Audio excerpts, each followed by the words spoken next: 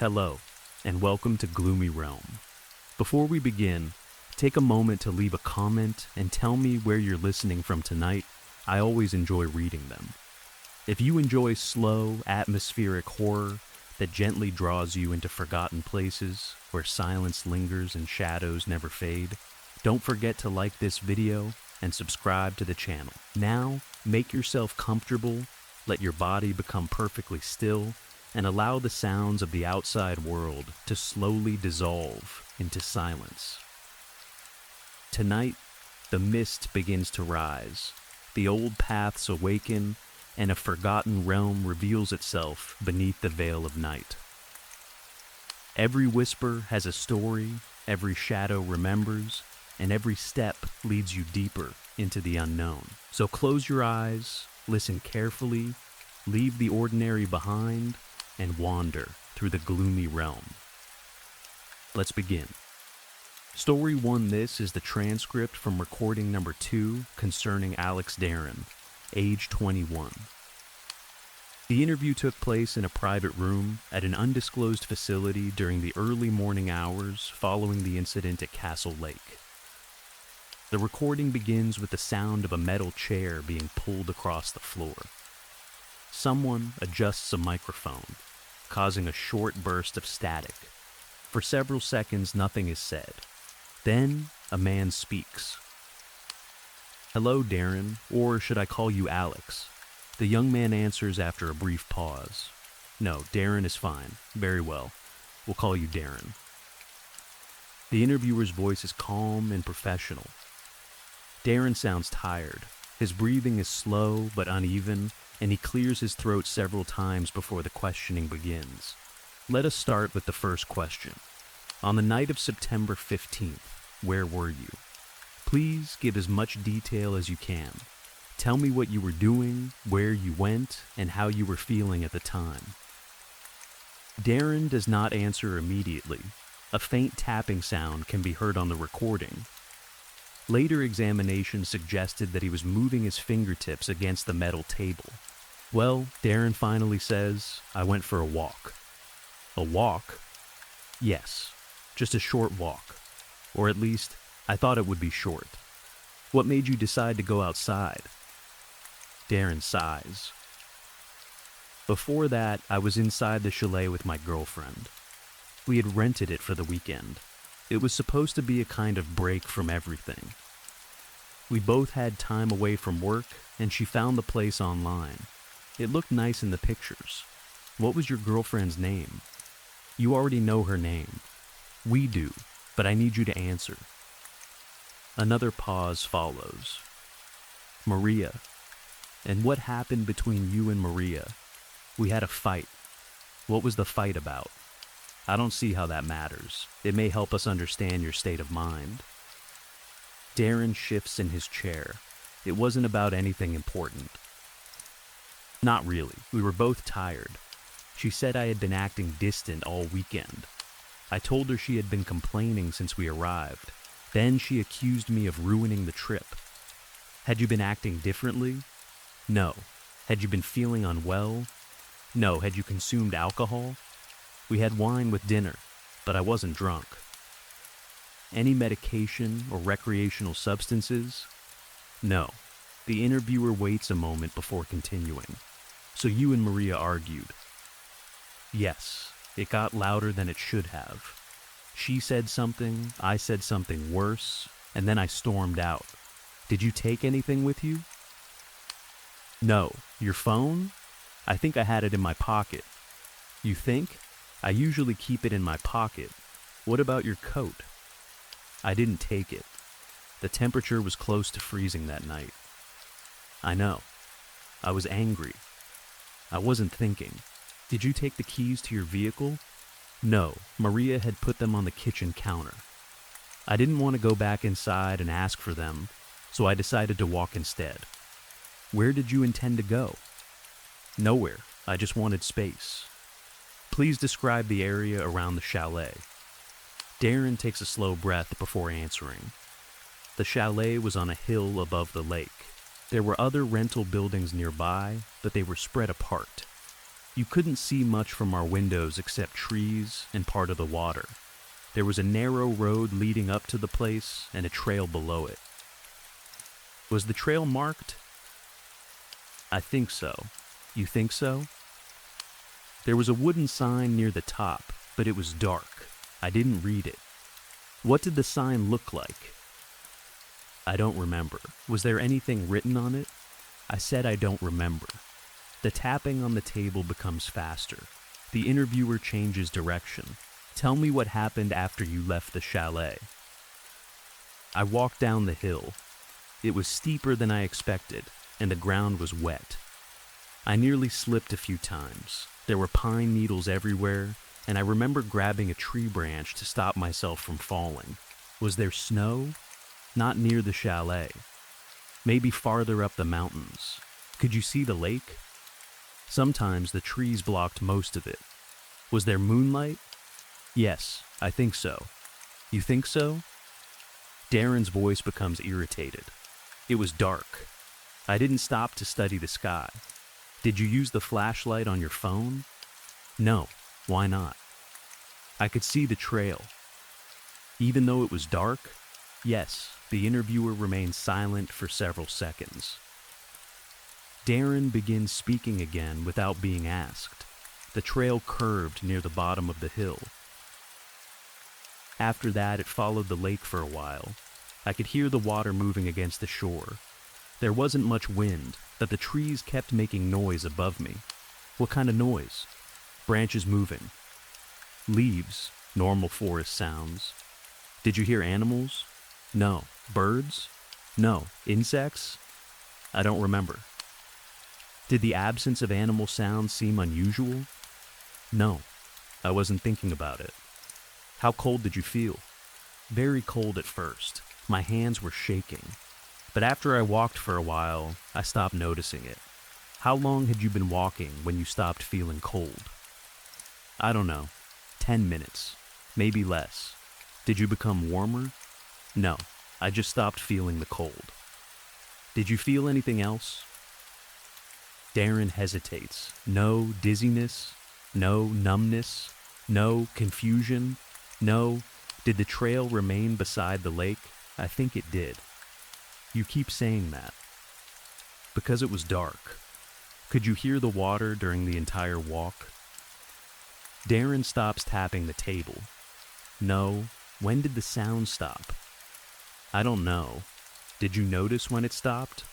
No. Did you cross any roads? No. Bridges? No. Did you see any buildings? No. Lights? No. Other people? No. Did you hear anyone following you? No. The interviewer's next question is asked more slowly. Did you hear anyone walking ahead of you? For the first time, Darren takes more than 10 seconds to answer. No. Are you certain? Yes. The interviewer turns a page. Did you happen to hear or see anything unusual during your walk? No. It was completely normal. Nothing at all? No. No strange lights over the lake? No. No movement in the water? No. No structures that should not have been there? Darren laughs once, but there is no humor in it. What does that even mean? I'm asking whether you saw anything you could not explain. No. Did you cross a bridge? I already said I didn't. Did you approach any other chalet? No. Did you climb? No. Did you enter the water? No. Did you fall? No. Did you lose consciousness? No. Did you experience any missing time? Darren's breathing changes. What do you mean? Did the walk seem shorter or longer than it should have? I don't know how long it was supposed to take. How long were you gone? Darren does not answer. The interviewer asks again. How long do you believe you were outside? Maybe 30 minutes. 30 minutes? Something like that. You returned to the chalet after half an hour? Yes, what happened when you returned? I apologized to Maria. Was she still angry? She was upset, but she accepted the apology. Where was she when you entered? On the couch. What was she wearing? What? Please answer. Her sweater. The gray one. Was she alone? Of course she was alone. Was the door locked? I don't remember. How did you enter if it was locked? I had the key. Earlier, Darren stated that he left without taking any keys. This inconsistency is not mentioned during the interview. The interviewer continues. What time was it when you returned? I didn't check. Was the fire still burning? Yes. Was the television on? I think so. Did Maria say anything unusual? No. Did she ask where you had been? She knew I went for a walk. Did she tell you how long you had been gone? No. Did you eat or drink anything afterward? No. Did you go to sleep? Yes. In the same bed as Maria? Yes. What time did you wake? I don't know. Early. Did you wake naturally? Darren shifts again. Yes, the report states that facility personnel found you and Maria inside Chalet 22 shortly before 4 in the morning. I don't remember anyone finding us. You were both awake. No, we were sleeping. You spoke to the response team. No, you walked outside without assistance. No, you answered questions. I don't remember that. Do you remember arriving at this facility? No. Do you remember being examined by a doctor? No. Do you remember blood being taken? No. The interviewer waits. Darren's voice is quieter when he speaks again. What is this place? You were told before the recording began. I don't remember. You are in a medical observation facility. Why? Because something happened near Castle Lake. Nothing happened. Perhaps a chair creaks. Papers slide across the table. I am going to show you several images. I want you to study each one and tell me whether you recognize anything. All right. There are no wrong answers. Do not try to guess what I want you to say. Simply tell me what you see and whether it feels familiar. Fine. At this point, 10 color photographs were placed on the table. The photographs were printed on thick paper and arranged in 2 rows. Darren did not touch them immediately. The first photograph showed a large bridge crossing the lake. The bridge was painted dark blue and supported by thick concrete pillars. Tall trees stood at both ends. According to available maps, no bridge of this size had ever been constructed across Castle Lake. The second photograph showed a rental building with dark green roofing. A snow-covered mountain rose behind it. A car was parked near the entrance. A white sign beside the door identified the building as Chalet 22. The third photograph showed several trees that had fallen into the lake. Their roots had been torn from the earth and their trunks disappeared beneath the dark water. A cluster of bubbles could be seen near the center of the image. The fourth photograph showed Castle Lake from an elevated position. On the opposite shore stood what appeared to be a mountain, although its surface was unusually smooth and dark. The words "nearby interest point," Castle Lake, had been printed along the bottom. 6 additional photographs were also shown. The fifth displayed a wooden trail sign pointing in 3 directions. One arrow read Chalet Road, another read Blue Bridge. The final arrow contained a group of symbols rather than letters. The sixth showed a close view of wet footprints on the wooden surface of a bridge.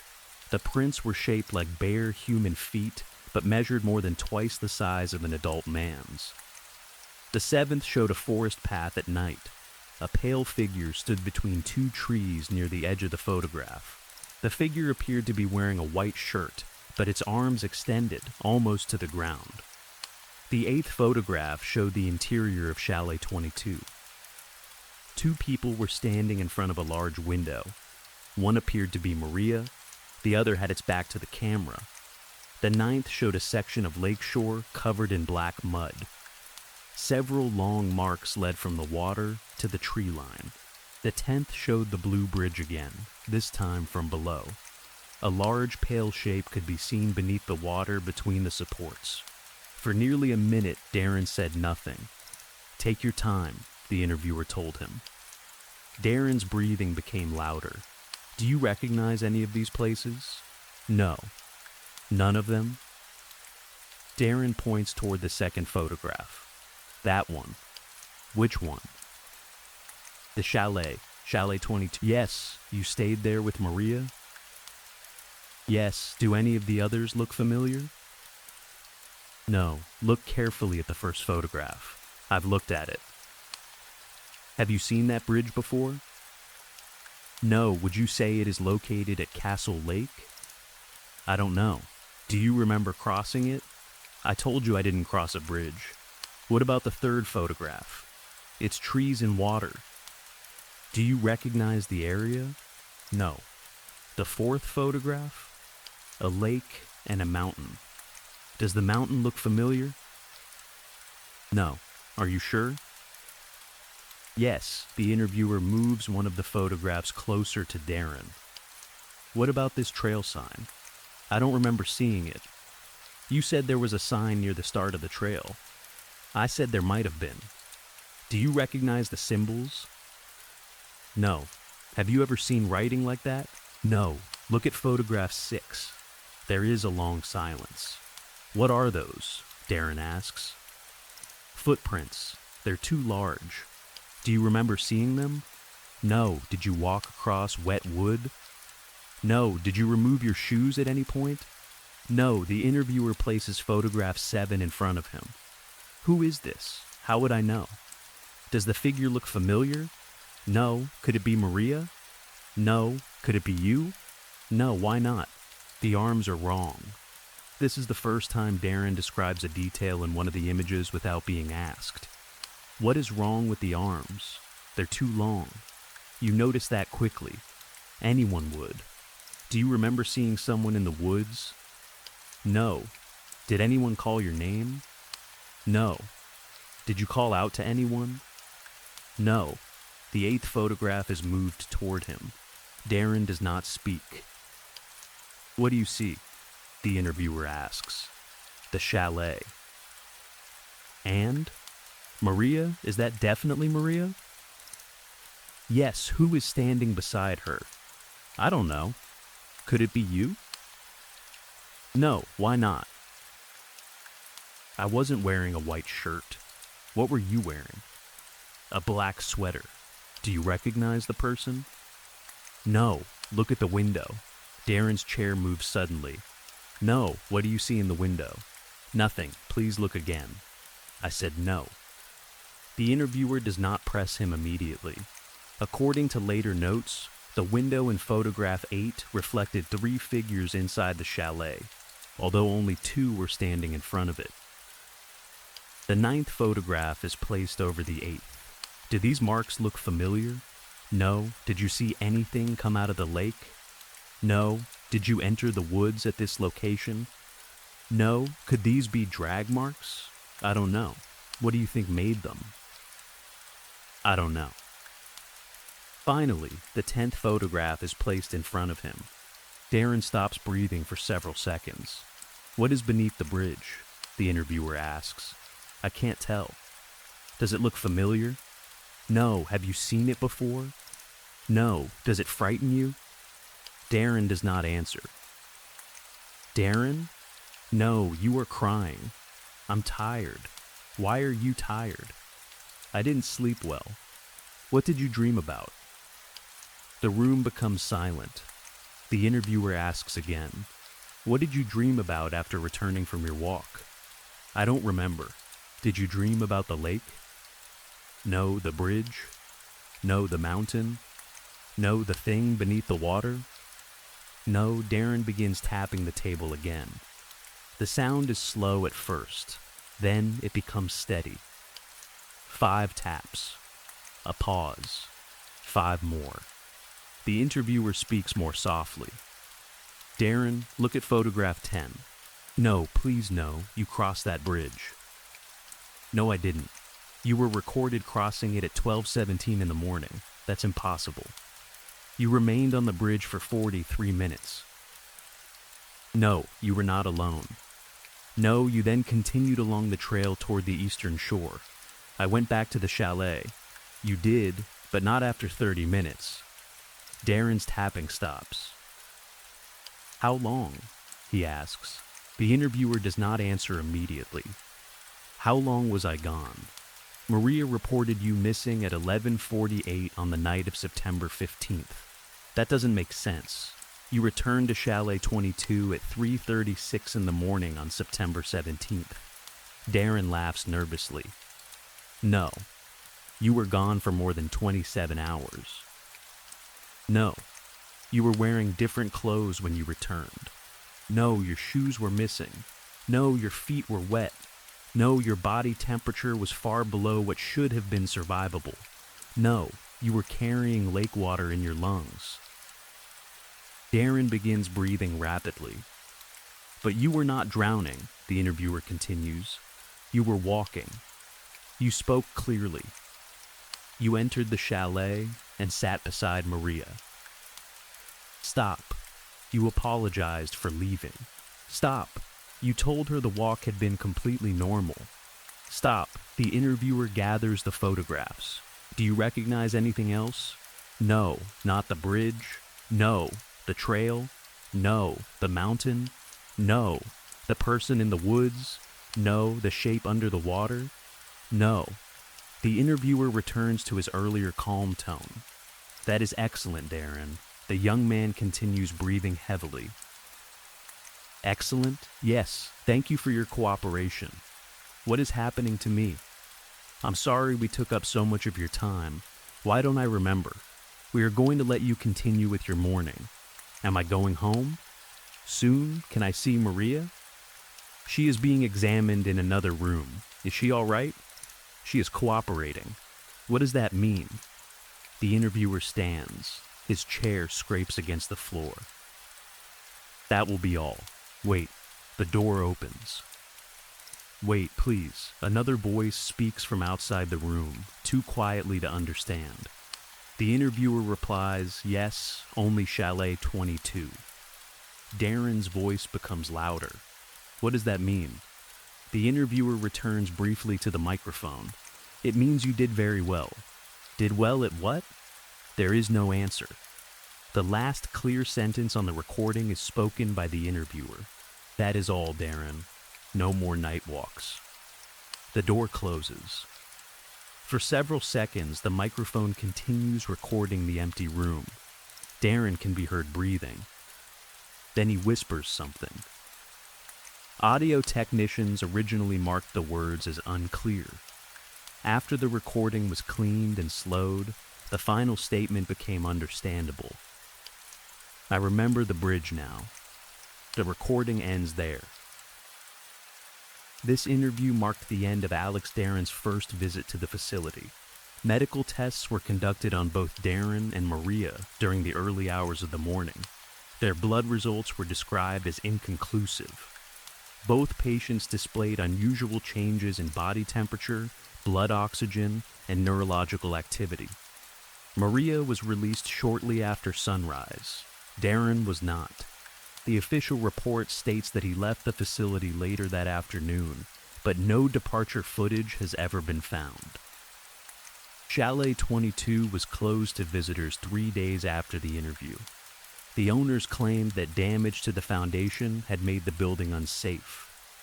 When workers entered the chalet to begin repairs, they found the interior covered in water. Every door and window remained locked. There were no damaged pipes, and the roof had not leaked. Wet footprints led from the bedroom to the front door. They were shaped like human feet. Each one was more than twice the size of an adult man's. A second set of smaller prints followed beside them. Neither set led into the chalet. They only led out. Story 2. Honestly, I do not even know why I am writing this. My chest feels so heavy that it is difficult to breathe. It feels as though someone is standing directly on top of me, pressing down with all their weight. My throat is tight from holding back tears, and every time I swallow, it hurts. I have been sitting on the edge of my bed for hours, staring at the same empty section of wall. The room has slowly gone from bright afternoon light to complete darkness, but I have not moved to turn on a lamp. I suppose I need to tell someone what happened. Anyone, even strangers on the internet, would be better than keeping all of this locked inside my head. If I sit here thinking about it much longer, I am going to lose control. My girlfriend and I have been together for a little more than 8 months. I know that does not sound like a long time to some people. There are couples who have spent years together before they truly understand one another. There are people who date for months without ever feeling anything serious. That was not how it was with us. From the first time I saw her, I knew there was something special about her. I do not want to sound like one of those overly romantic guys who talks about fate and soulmates, but she genuinely became the best thing that had ever happened to me. She brought light into my life. Before her, my days were empty and repetitive. I woke up, worked, ate, watched television, and went to sleep. No one depended on me. No one waited for me. I had no real reason to look forward to the next morning. Then she appeared. Suddenly, every small detail mattered. The way she tied her hair back when she was concentrating, the way she tapped her fingers against her coffee cup when she was nervous, the little smiles she made when she read something funny on her phone. I noticed all of it. I wanted to learn everything about her, because that is what people do when they love someone. We developed a beautiful, quiet routine. She works from home every Monday and Thursday. Her job can be stressful, especially when she has online meetings all day. Since my work schedule is flexible, I always make sure those days are easier for her. Every morning, I prepare her coffee exactly the way she likes it. Iced, with only a small splash of almond milk. Too much milk ruins the taste for her. If the ice begins melting before she drinks it, she gets disappointed, even though she does not always say it. That is why I make sure the timing is perfect. She does not like clutter. A messy room makes her anxious, so I try to keep everything around her neat. I wipe the kitchen counters, put away dishes, organize the mail, and move anything that might distract her while she is working. When she has a difficult day, I order her favorite food. She loves the small Thai restaurant near her building. She usually gets noodles with vegetables, but when she is especially upset, she orders the spicy soup. I leave little notes for her too. Simple things. You are doing great. I am proud of you. You are loved. I wanted her to see them during the day and remember that someone was always thinking about her. I have poured my entire heart into supporting her. There is nothing I would not do for her. When she has had a bad week, I sometimes stay awake all night just watching over her while she sleeps. If she moves around or looks uncomfortable, I rub her back gently. She does not always wake up. That is probably better. She needs her rest.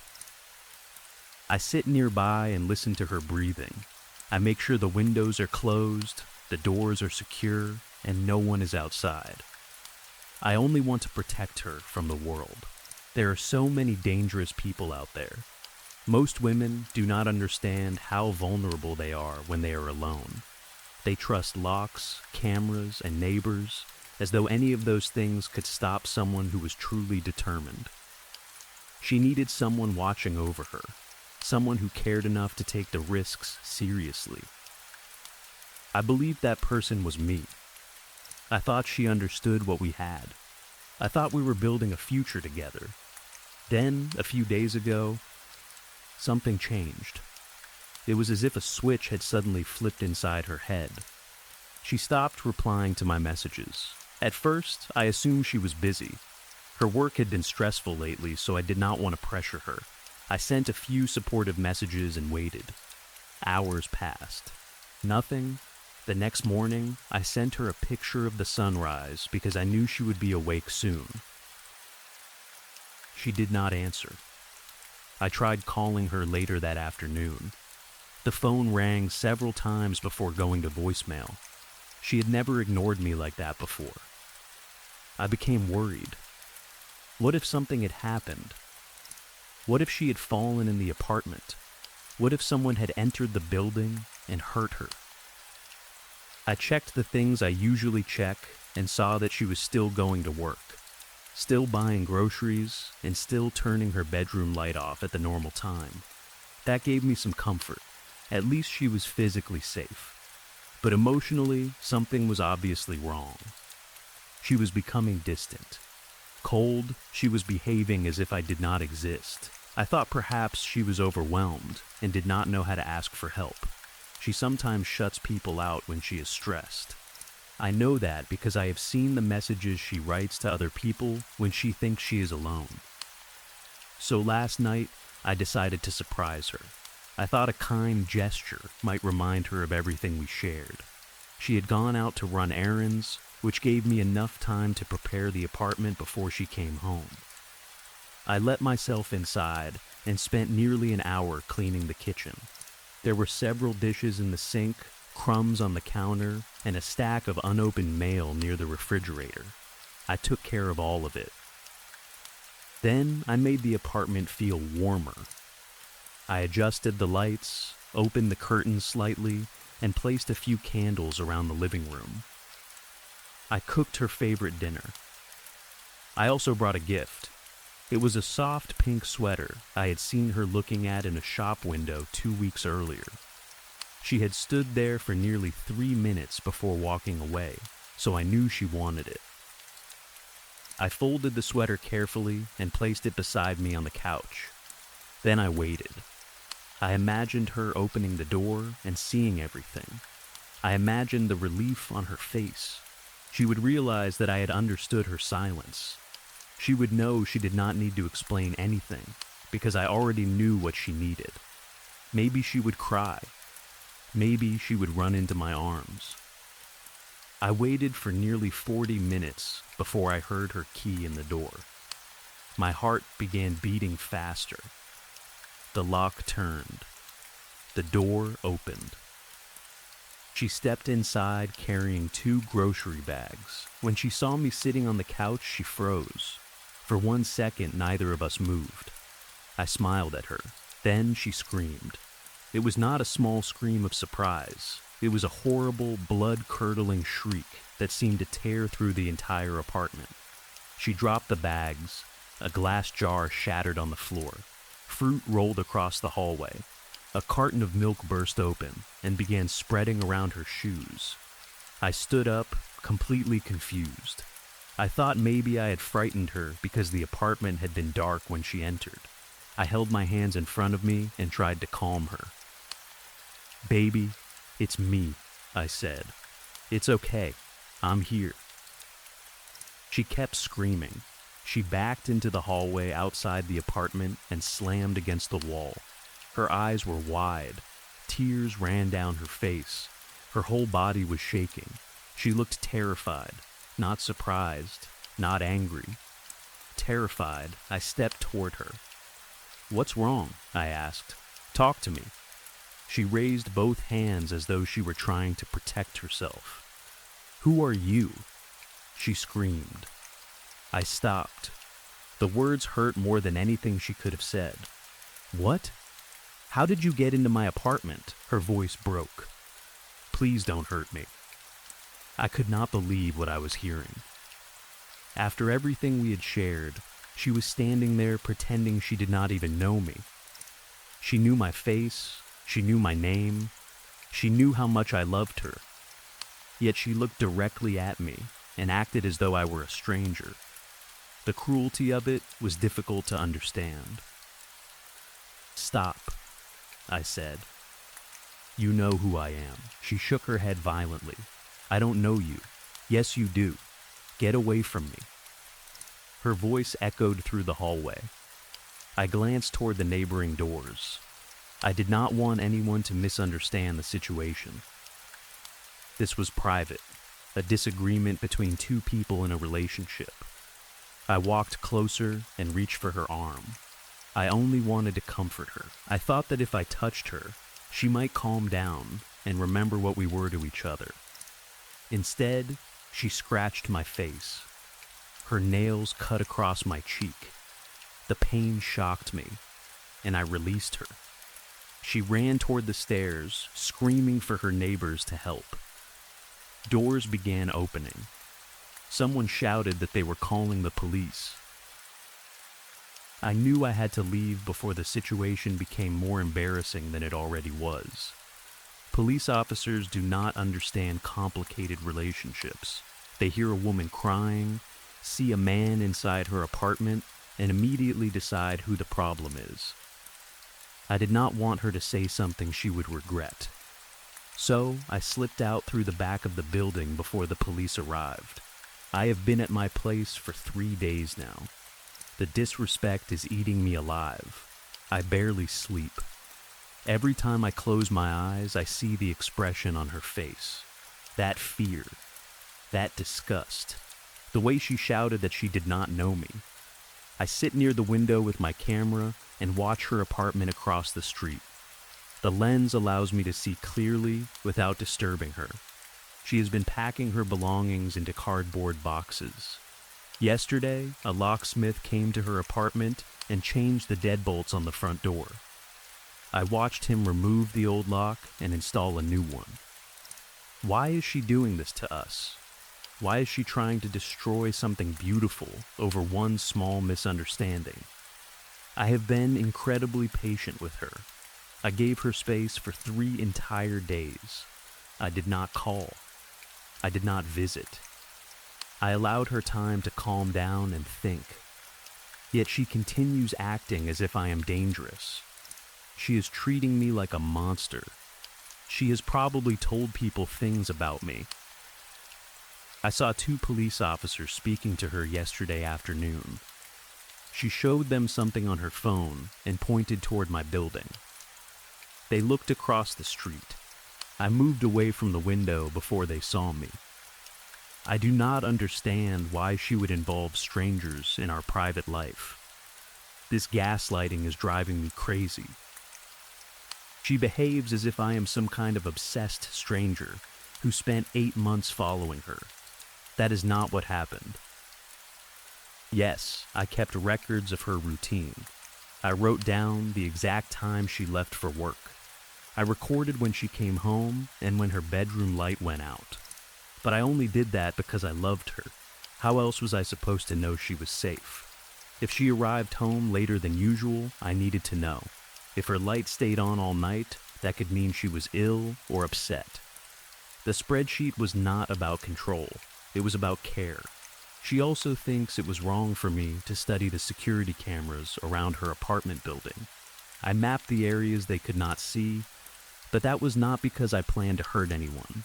I needed to know the building's weaknesses. Actual predators might use those same blind spots. By learning where they were, I could watch the courtyard at night and make sure no one suspicious approached her window. She never knew I was there. That was the point. I did not want to frighten her. I stood in the shadows and protected her without asking for praise. There were nights when I remained outside until sunrise. I endured cold weather, rain, and exhaustion because she mattered more than my comfort. Most people would call that romantic. She calls it stalking. She also became upset when she learned that I had found the access code for her garage. I did not steal it. I simply used a harmless method to see which buttons she pressed most often, then worked out the code.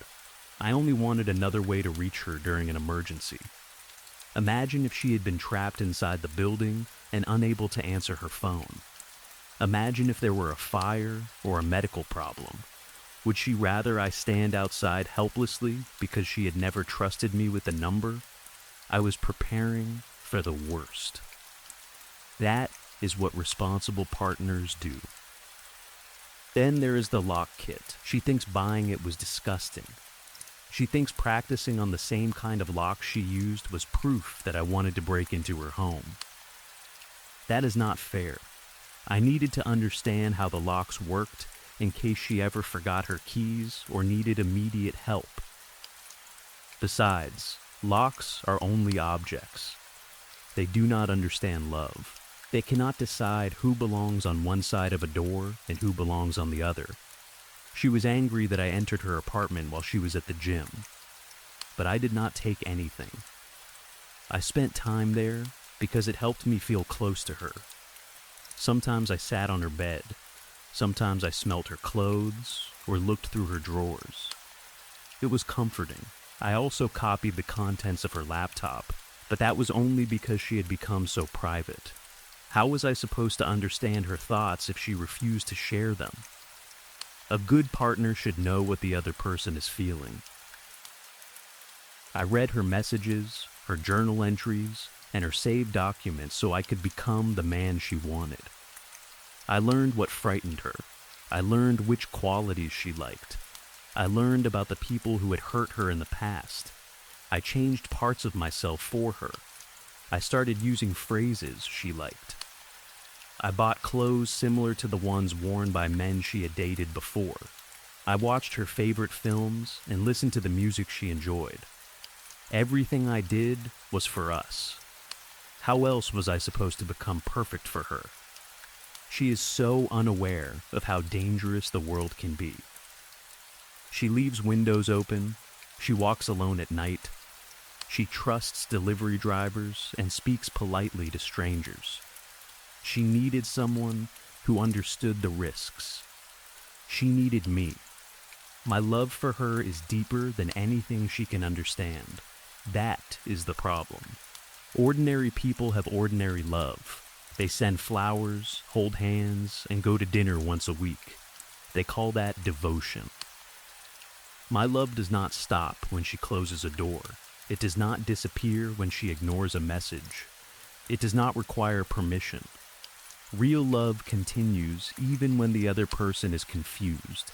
She thinks she can pack her belongings and leave without giving me a proper conversation. She believes she can change the locks, move away, and end everything we built. She does not understand the depth of our connection. We are meant to be together. I knew it before she knew my name. I first saw her 8 months ago at a coffee shop. She sat alone near the window, working on her laptop. She smiled at something on the screen. I watched her for almost an hour. She left without noticing me. The next day, I returned at the same time. She came back. That was when I knew it was fate. People might say she was never actually my girlfriend. They might say we never spoke beyond a few brief conversations. They might point out that she never invited me into her apartment or agreed to be in a relationship. But those are technical details. A relationship is not made real by labels. It is made real by love. And no one has ever loved her the way I do. The police may not understand that. Her neighbors certainly do not. Even she does not understand it yet. But she will. Earlier today, I went back to the hardware store. I bought the same brand of deadbolt the locksmith installed yesterday. I spent the afternoon studying it and practicing until I understood it as well as the old one. It was not difficult. Nothing is truly secure when you are patient. I am looking through my camera lens now. Her curtains are partly open. Most of the boxes are stacked near the front door. She has packed her clothes and books. Her photographs are gone from the walls. There is a suitcase on the bed. She must be planning to leave tomorrow. That means I cannot wait much longer. A few minutes ago, she checked the windows. Then she walked through the apartment, turning off the lights one by one. The kitchen went dark first, then the hallway. Now her bedroom light has gone out. She is going to sleep. She probably believes the new locks will protect her. She probably thinks the police patrol car that passed her building earlier will return if she calls. She probably thinks she has taken control of the situation. I almost feel sorry for her. She is frightened because she does not understand me. Once we sit down and talk, everything will become clear. I will explain that she hurt me. I will explain that relationships require respect. I will show her the pink sweater again. She never even looked at it properly. Maybe she will apologize. Maybe she will cry. I will forgive her, of course. Love means forgiveness. I am going to walk across the street now. The road is empty. The lights in the neighboring apartments are off, and the courtyard camera will not see the path I use. I will enter quietly, so I do not frighten her again. Then I will go into her bedroom, sit beside her, and wait for her to wake up. This time, I will make sure she listens. We are finally going to have an honest conversation about her attitude problem and all the pain she has caused me. I know she will understand eventually. She has to. Fingers crossed. Wish me luck. Story 3. My neighbor knocked on my open front door while I was unpacking. I had only been in the house for 2 hours, and almost everything I owned was still inside cardboard boxes. My laptop was balanced in one hand, while I was trying to clear a space for it on the kitchen counter with the other. "Hey there." A cheerful voice called from behind me. I jumped so badly that the laptop nearly slipped from my hands. I turned and saw a man standing in the doorway. He looked to be in his late 40s, with thinning brown hair, a round face, and a bright smile that seemed too large for the rest of him. He was carrying a plastic shopping bag, which he placed carefully on the floor before stepping closer. "Oh," I said, holding the laptop against my chest. "You scared me." "Sorry about that. I didn't mean to sneak up on you. Your door was open, and I thought I should introduce myself. Meet the new neighbor and all that." He held out his hand. "My name is Greg. Greg will eat you." I stared at him. "Sorry, what?" His smile remained in place. I said Greg Willis. "Nice to meet." For a moment, I wondered whether I had imagined it. I had been driving and carrying boxes since early that morning. Maybe I was more exhausted than I realized. I shook his hand. His palm was damp and strangely warm. "Francis Morton," I said. "Francis," he repeated slowly, as if tasting the name. "That's a good name. Strong name. Do you mind if I call you Francis?" "That is my name." Greg laughed much harder than the comment deserved. "You're funny. You're going to fit in perfectly here." I did not want to fit in. I was not a social person. I never had been. Some people become nervous when they are alone for too long. I felt nervous when I was surrounded by people. I liked silence, privacy, and knowing that nobody was going to knock on my door without warning. Moving to a small town had not been part of some dream to join a friendly community. I had moved because the house was cheap. Very cheap. The real estate agent had mentioned that the previous owner died inside, but he said it casually, as if he were telling me that the kitchen needed new tiles. I did not care. People died in houses all the time. It did not mean the building was haunted. I was not superstitious. At least, I had not been then. Greg looked around the room at the half-open boxes. "You've got a lot of work ahead of you," he said. "But you'll love it here once you're settled. It's a nice little town. Quiet, safe, everyone knows everyone. That sounds nice. And the city is only an hour away. Do you work there?" "Most days I work from home." His eyes seemed to brighten. "That's perfect." I waited for him to explain why it was perfect. He did not. Instead, he nodded toward my laptop. The internet changed everything, didn't it?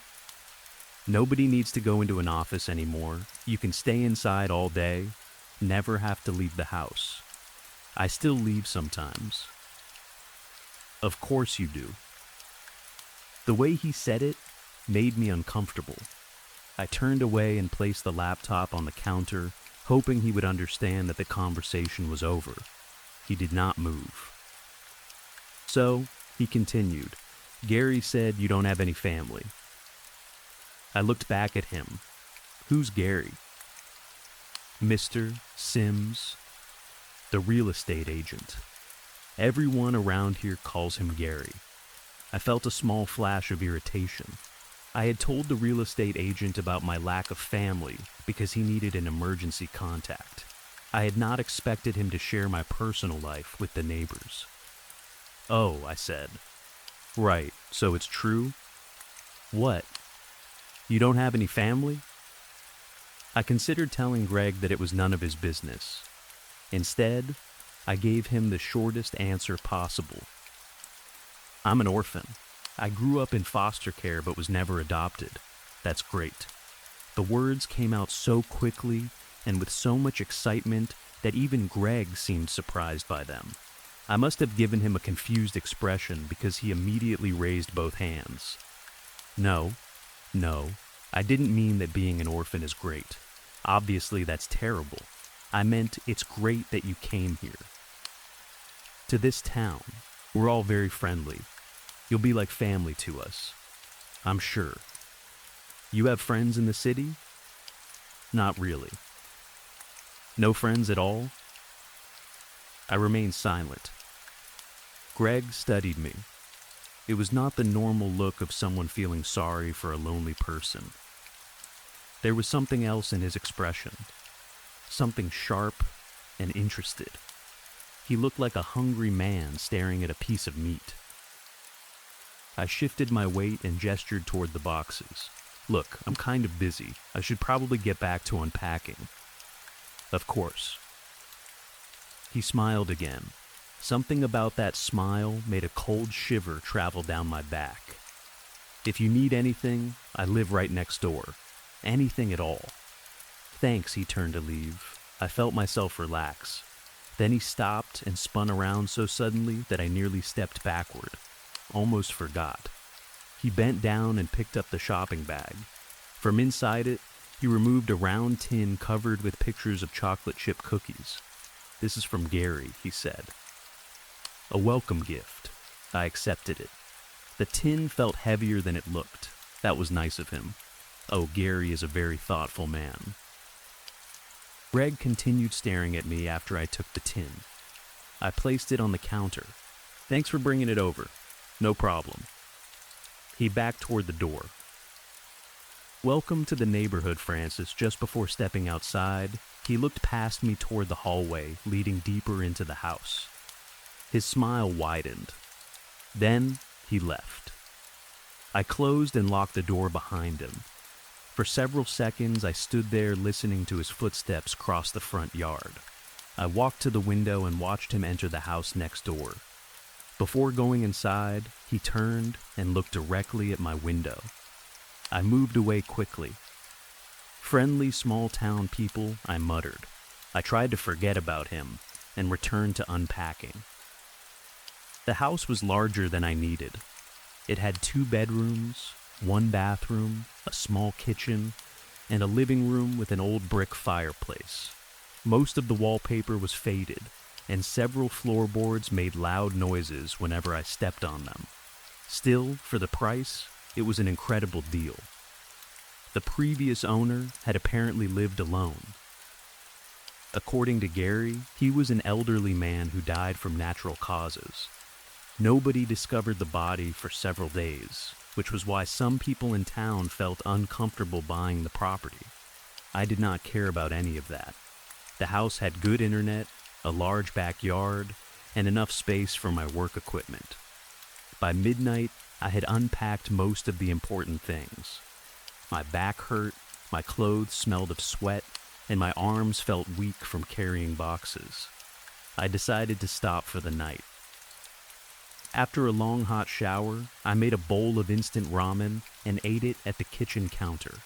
It was the 3rd bowl of ramen I had eaten that day. When I finished, I was still hungry. I opened the cabinets, even though I knew there was nothing useful inside. I had not bought groceries yet. My choices were another bowl of noodles or going to bed hungry. Then, I remembered the cookie tin. It was still sitting where I had left it. I picked it up and scratched at the clear tape wrapped around the lid. Whoever sealed it had used several layers. It took me almost a minute to pull all of it away. When I opened the tin, I expected to see cookies. Instead, I saw a folded piece of paper lying on top of them. I removed it. The message was handwritten in black ink. "I'm sorry. You will save us. He is always hungry." We offered him a cow, a horse, and several pigs, but he refused them all. He wants humans. "I'm sorry." I read it twice. What the hell? The handwriting was shaky. Several words had been written over more than once, as if the person holding the pen could not control their hand. I checked the back of the paper. Nothing. I looked at the cookies. They appeared normal, although I no longer wanted to eat them. Maybe it was some kind of local joke. Small towns had strange traditions. Perhaps the neighbors enjoyed frightening new residents with stories about the old house. I considered calling Greg, but I did not have his number. I could ask Gary about it in the morning. I placed the note on the counter and closed the cookie tin. I was too exhausted to think clearly. The moment I climbed into bed, sleep pulled me under. I do not know how long I slept before something stung my arm. It felt like a drop of boiling water. I woke with a gasp and slapped my hand against the painful spot. The second my palm touched it, a sharper pain shot through my fingers. I pulled my hand away. A small round burn had appeared in the center of my palm. The skin was red and already beginning to blister. I looked at my arm. There was another burn near my elbow. For a few seconds, I sat there confused. Then something wet landed on the pillow beside my head. The fabric hissed. A dark hole slowly formed in the material. My heart began pounding. I looked up.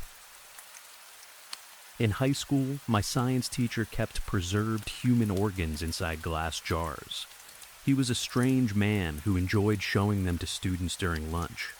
One of the jars contained a human stomach that had been cut open so we could see the lining. That was what my bedroom ceiling looked like. Except the ceiling was alive. The flat white plaster had disappeared. In its place was a thick pink surface covered with folds and veins. It moved slowly, tightening and relaxing in wet waves. Drops of clear fluid gathered in the folds. One fell. It struck the blanket and immediately began burning through it.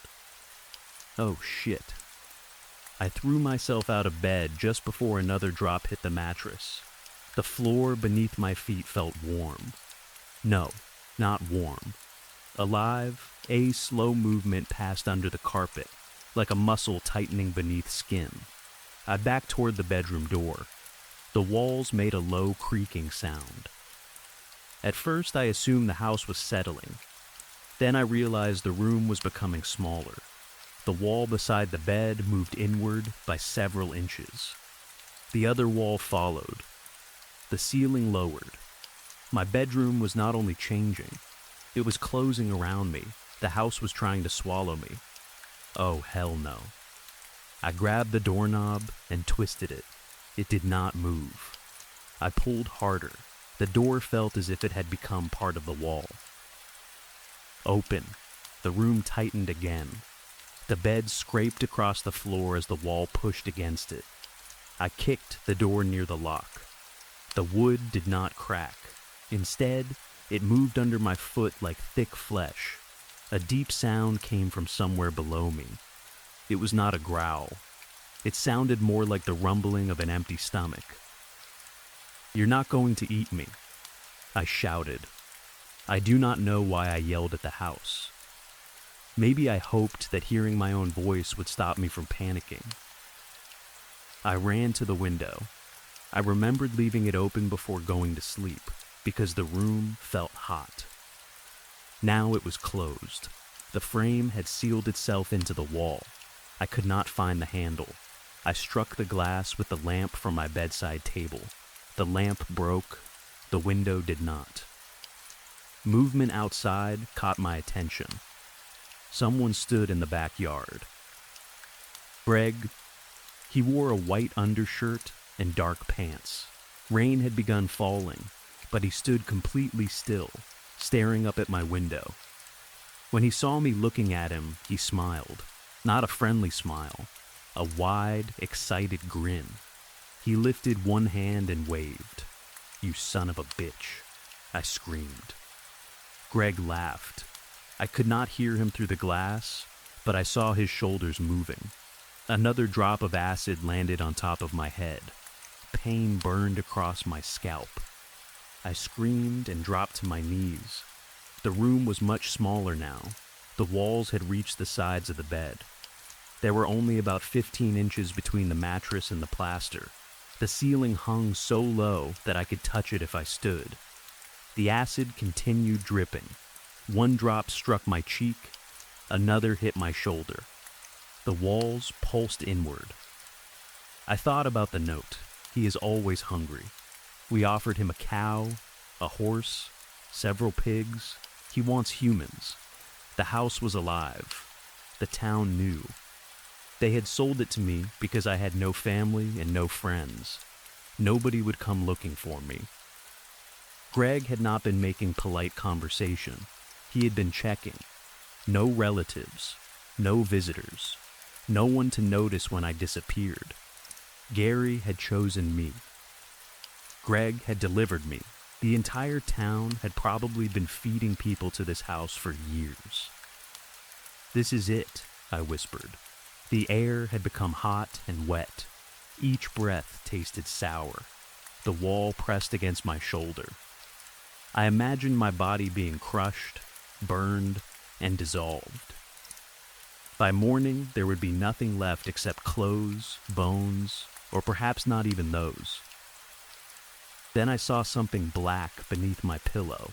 For a second, I could not remember what it was. Then it came back to me. My gun. You stupid idiot. I had placed it beneath the pillow after arriving because I did not yet know the neighborhood. During the panic, I had completely forgotten about it. I climbed onto the bed as another drop of acid struck my back. I reached under the pillow and wrapped my hand around the grip. The gun was a small revolver I had legally owned for several years. I kept it mostly for protection during long drives. I had fired it at a range, but I had never used it against a living thing. Would a bullet hurt the house? I had no idea. But I had no other option. I rolled onto my back, aimed at the pulsing ceiling, and pulled the trigger. The gunshot was deafening inside the shrinking room. The bullet tore into the pink flesh above me. Dark fluid exploded from the wound. The entire house shook. A scream came from outside. Greg fell to his knees in the backyard. He grabbed his stomach. Blood spread across his white shirt in the same place where I had shot the ceiling. The walls stopped moving. I stared at him through the window. Greg looked up at me with shock and betrayal. Then the ceiling tightened violently. More acid poured down. I fired again. Greg's body jerked. A second wound appeared higher on his chest. The room made a deep, painful roar. The window cracked. I fired a third time. The glass shattered outward. Cold rain and fresh air rushed into the room. The walls pulled away from the bed. The ceiling rose, changing from living flesh back into cracked plaster. Dark blood and acid continued dripping for several seconds before the surface became dry. I tried to climb through the broken window. My hands slipped. The pain from the burns had become unbearable. My vision blurred. Somewhere below, people were shouting. I saw several neighbors run into the backyard. None of them looked surprised by the condition of the house. They looked angry. One woman pointed at me. Another ran toward Greg. Someone shouted. He heard it. I tried to lift the gun again, but my fingers would not close properly. The room tilted. Then everything went dark. I woke inside a hospital. White lights shone above me. Both arms were wrapped in bandages. So were my legs and chest. When I touched my face, I felt more bandages covering my cheek and forehead. A machine beside the bed beeped steadily. For several seconds, I could not remember why I was there. Then, I remembered the ceiling, the shrinking walls, Greg standing in the rain, the note. I pressed the button beside the bed until a nurse entered. She looked surprised to see me awake and quickly left to find a doctor. A middle-aged man wearing a white coat arrived several minutes later. "How are you feeling, Mr. Morton?" "Like I've been cooked." He gave a nervous smile. I asked what happened. The doctor glanced toward the door before answering. "Your neighbor, Mr. Willis, appears to have suffered some kind of mental breakdown. He entered your home during the night and attacked you with acid." I stared at him. "What?" "The police believe he may have been watching you through the bedroom window. There was a struggle. You defended yourself with a firearm and shot him in the stomach." "The stomach," I repeated. The doctor nodded. "Miss Willis survived. He is being treated in another part of the hospital." I began laughing. The doctor watched me carefully. "He didn't throw acid at me," I said. "You experienced severe trauma.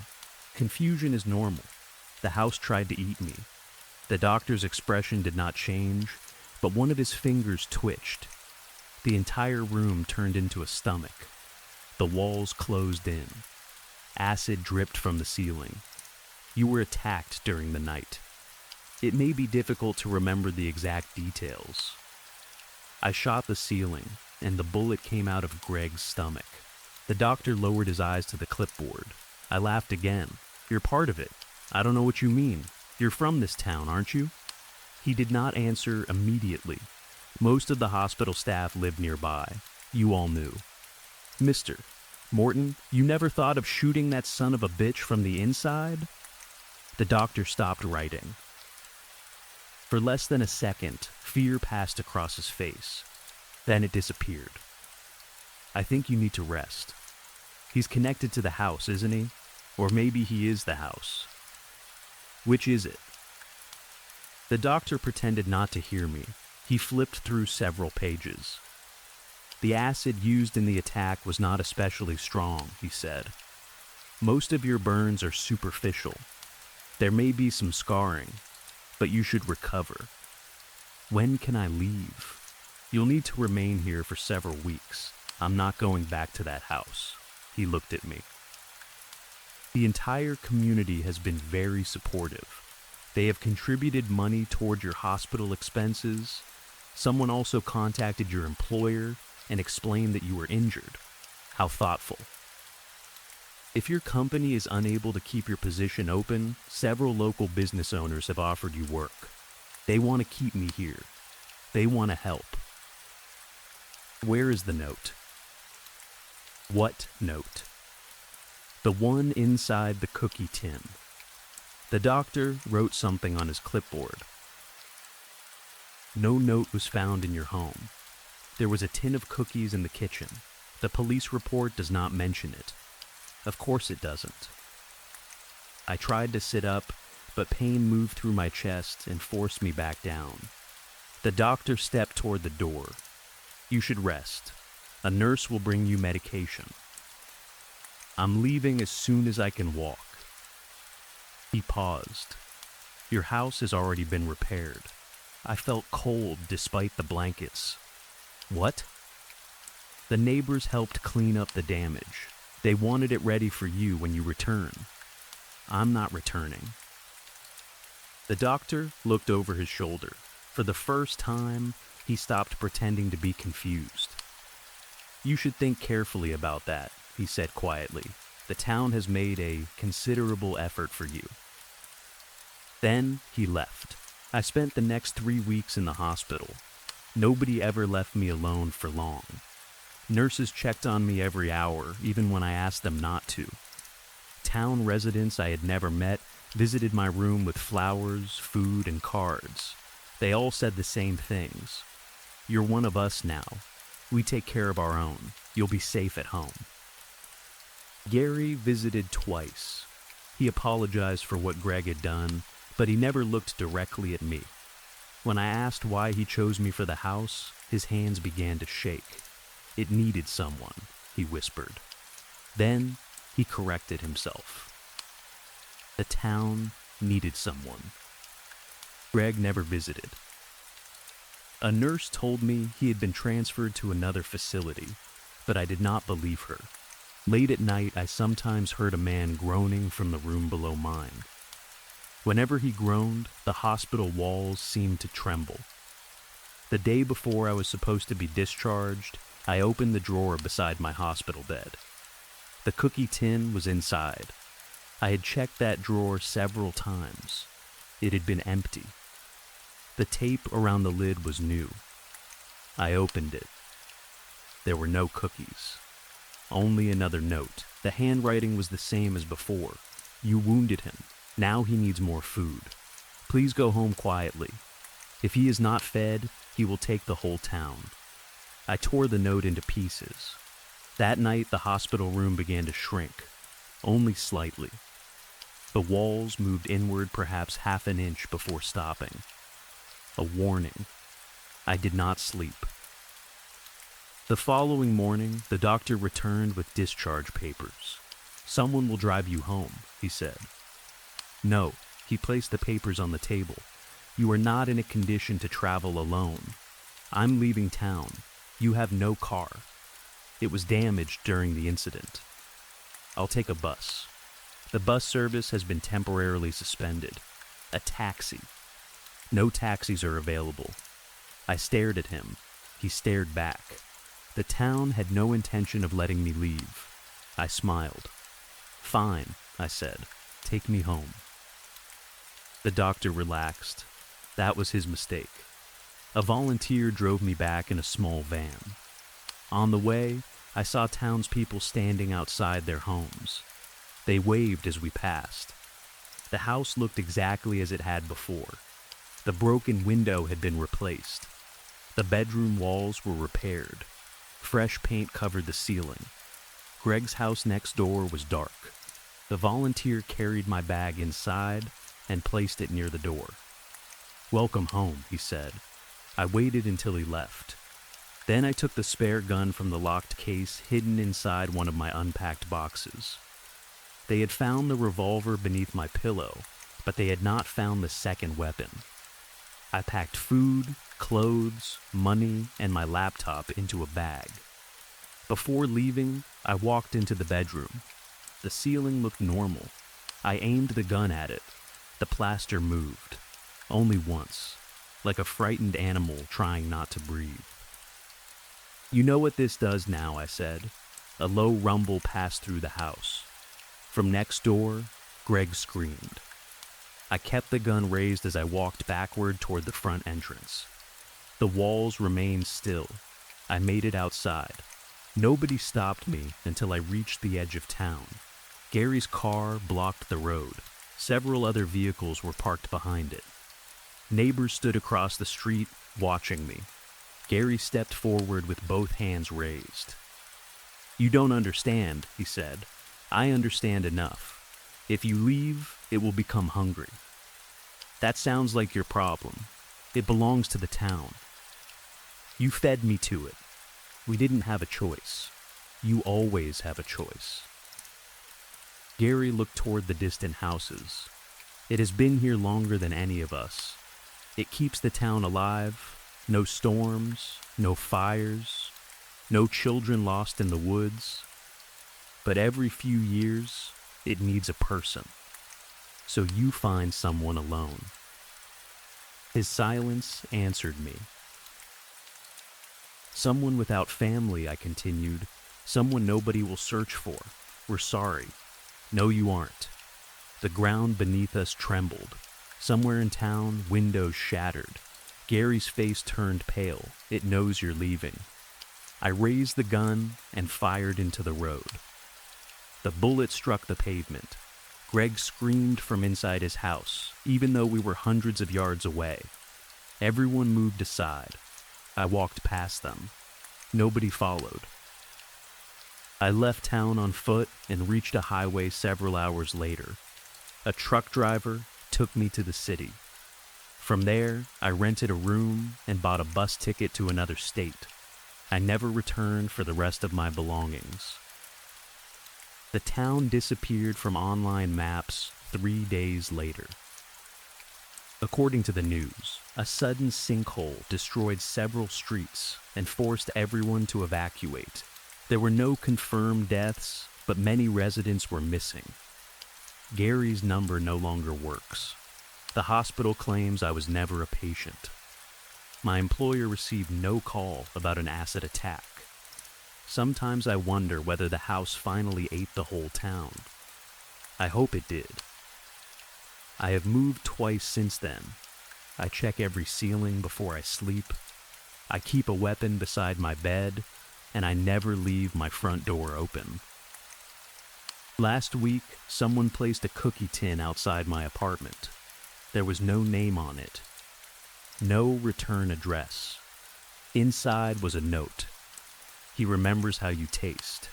It may be time for me to move again. Story 4. Mom, I made it to Grandpa Dave's place safely.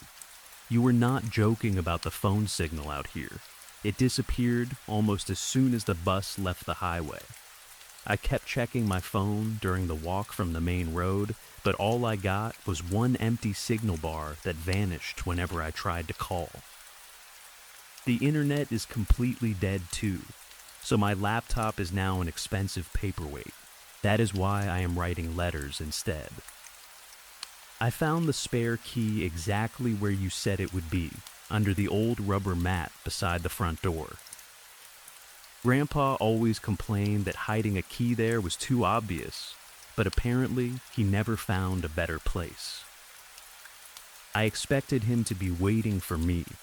After all, he was the one who wrote asking for help. His letter sounded urgent, or at least that was how you described it. You said he needed an extra pair of hands for some work around the house and that staying here might be good for me. I have not seen him yet. The house was unlocked when I arrived, but it felt empty. His coat was still hanging beside the door, and his old reading glasses were sitting on the kitchen table. I called his name several times, but no one answered. I assumed he was outside somewhere. You know how he is. He could spend an entire day in the woods fixing a fence nobody knew was broken. The place looks different from the last time we visited. It seems like he has been doing some remodeling. There are boxes of tools in the hallway, stacks of wood beside the cellar door, and sheets of plastic covering part of the dining room floor. I found dust everywhere, even in rooms that do not look like he was working in them. What do they even do at that observatory nearby that is so important? There were signs along the road warning people not to enter restricted land, and I could see the top of one of the large dishes above the trees. I thought observatories were supposed to look at stars, but the dishes point sideways. Maybe they are radio telescopes. Maybe that is why there is no signal out here. Grandpa is probably helping someone from the observatory or picking up supplies. I will keep an eye out for him. Feed Tippy for me. Do not let him sleep on my pillow, even though I know you will. I love you. It has been 2 days now, and Grandpa still has not returned. I am trying not to worry, but there are things around the house that do not make sense. There was a half-finished cup of coffee beside his chair. It had dried into a dark ring at the bottom of the mug. In the kitchen, I found chicken thawing in a bowl near the sink. It smelled awful, so I threw it away and washed everything. The lights in his bedroom were on too, both lamps, even though the curtains were closed. Please do not tell him I went through his room. I was only checking for a note or something that might explain where he had gone. The bed was not made. His clothes were laid out on the chair as if he planned to put them on. One shoe was near the bed, but I could not find the other.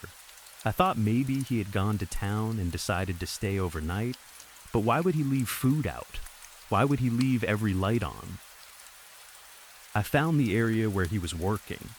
there is a strange hallway halfway down the cellar stairs. I know that sounds impossible. I remember the cellar from when I was younger. The staircase went straight down to a small concrete room with shelves on both sides. There was never another hallway. Now, after about 8 steps, there is an opening in the wall. The edges are rough, like Grandpa broke through the concrete with a hammer. He attached a narrow wooden platform to the side of the stairs, and from there, the new hallway continues into the darkness. He hung small work lights from the ceiling. They are connected by a long extension cord that runs from the kitchen.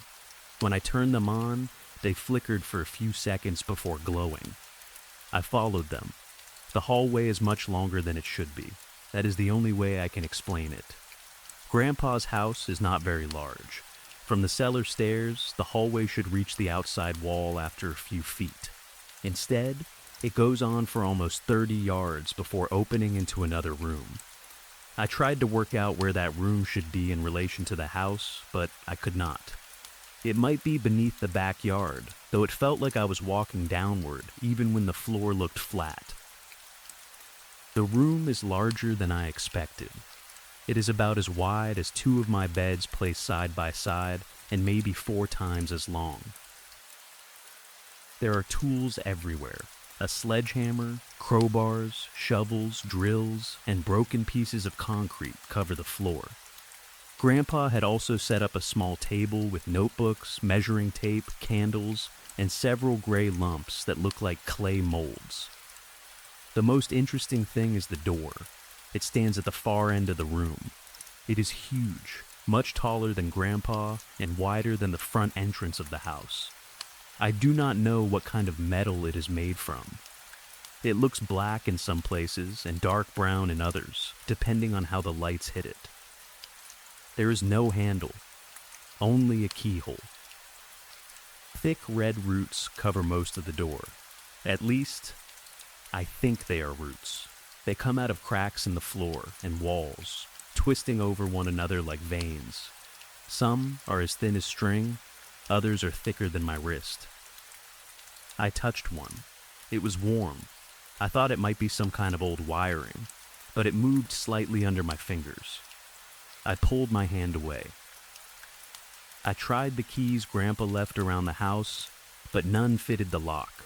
Some would not even enter the keyhole. I think he went to town to have a special key made.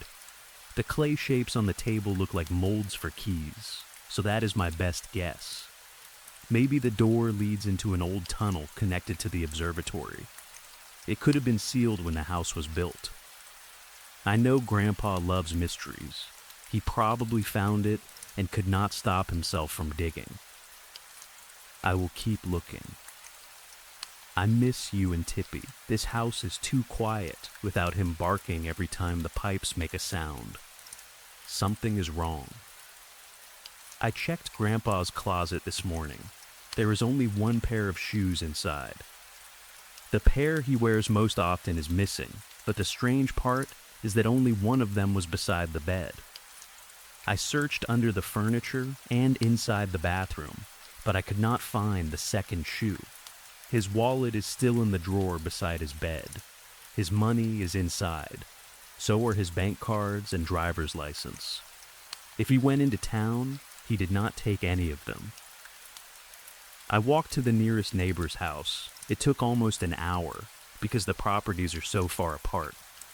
An older couple lives there. Their last name is Mercer. They seemed surprised when I asked about Grandpa. Miss, Mercer said the last time he saw him was about 3 weeks ago.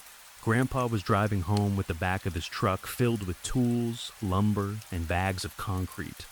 Mrs. Mercer said she had tried calling him twice since then, but no one answered.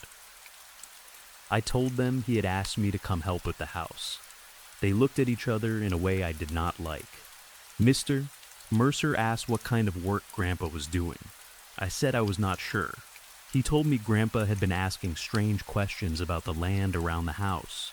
He wanted to know if there had ever been a mine nearby, or if anyone had found caves beneath their property. Mrs. Mercer said he had also visited the observatory several times, but they would not let him inside. When I asked why, she told me the staff stopped speaking to him after he started asking about something they had detected beneath the hill. Mercer told her to stop. They offered to let me use their phone, but the line was dead. They said that happened often because of the equipment at the observatory. I came back and checked the detached garage. One of Grandpa's keys opened it. His truck is still inside. It looks like it has not been driven in weeks. Dust covers the bonnet, and the tires are soft. I tried starting it, but the battery was dead. So Grandpa did not drive anywhere. He did not take his wallet. He did not take a coat. He left food in the kitchen and lights in his bedroom. Where is he? I keep thinking about the hallway. I did not want to go back down there tonight, but I could hear something from the cellar. It sounded like scratching, not loud, just a slow movement behind the walls. I stood at the top of the stairs for several minutes. Then it stopped. I locked the cellar door, though I know that sounds stupid. The lock is on the outside. I love you. Give Tippy a hug for me. There is still no sign of Grandpa. I went back into the hidden room today. I told myself I was only searching for information, but really, I wanted to look at the door again. The red roots have changed. Yesterday, they covered almost the entire surface. Today, several had pulled away from the middle. The metal beneath them looked lighter. I found a receipt beneath a pile of tools. It was from a small metalworking shop in town. The receipt was for a custom key, paid for in cash. The order date was almost a month ago. That means Grandpa had already collected it. The receipt included a rough drawing. The key had a long, narrow stem and a wide top shaped like an eye. I searched the room, the cellar, and the rest of the house. I could not find it. There were more notes on Grandpa's table than I noticed before. Most were measurements. He had written the length of the hallway every day. The first measurement was 12 feet. The next day it was 15. Then 19. Then 26. The final number was 104 feet. I measured it myself. It is longer now. I stopped counting after 120 steps. That is impossible. The hallway does not bend. It does not slope. But it continues far beyond the size of the property. Some pages contain drawings of the roots. Grandpa labeled them vascular growth. On another page, he wrote, "Not plant." Responds to heat and sound. There were also several sentences underlined so heavily that the paper had torn. The door is not buried. The house formed around it. It hears through the walls. The final note was only 4 words. It needs replacements first. I do not know what that means. I tried leaving for the sheriff's office this afternoon. I followed the road for almost 3 hours, but I never reached the Mercer's house. That does not make sense. It took less than an hour yesterday. The road looked normal, but every bend seemed to lead back to the same broken fence near Grandpa's property. I passed it 4 times. The sun was beginning to set, so I returned. I wish I could call you. I do not like being here alone anymore. The house feels different at night. The floorboards creak even when I am standing still. Sometimes I hear footsteps in the hallway outside my room, but when I open the door, no one is there. Last night, someone knocked on the bedroom wall from the inside. 3 slow knocks. I did not sleep. I miss you. I miss Tippy. I love you both. I need to come home. This morning, I found the key. It was lying at the bottom of the red door. I know it was not there before. I searched every inch of that room. It is made from red metal, not painted metal. The material itself is red, almost the same color as fresh blood. The top is shaped like an open eye. just like the drawing on the receipt. I picked it up. It felt warm. The roots are gone now. Every one of them. There are holes in the walls where they disappeared, but I could not see how far the holes went. The door has changed color too. It is no longer black. It has become pale gray, almost white. The surface feels soft, not like wood or metal, more like bone that has been left in water. I did not use the key. Not yet. I brought it upstairs and placed it on the kitchen table. An hour later, it was gone. I found it again in my pocket. I threw it outside. When I returned to the house, it was lying on my pillow. The whole place feels occupied now. That is the best way I can explain it. It feels as though someone else is here, always standing just beyond the edge of my vision. Sometimes I think I see Grandpa at the end of the hallway. The shape is the right height, and it leans slightly to one side the way he does. But when I look directly, it disappears. Other times I see movement in reflections. The television screen. The kitchen window. The mirror above the sink. There is always a figure behind me. When I turn around, nothing is there. The house keeps making sounds, breathing sounds. They come from the air vents and the drains. The walls expand and settle slowly, like ribs. I am starting to feel crazy. I need you to arrange a way for me to come home. Please send someone. Call the sheriff. Call the observatory. Call anyone. I do not think Grandpa is outside. I think he went through the door. I want to leave before I find out where it leads. I love you. I just want to sit on the couch with Tippy and forget this place exists. I am leaving tonight. Hopefully, by the time this letter reaches you, I will already be on my way home. I cannot stay here another night. I tried the road again this morning. It led me back to the house after an hour, even though I never turned around. I walked into the woods instead.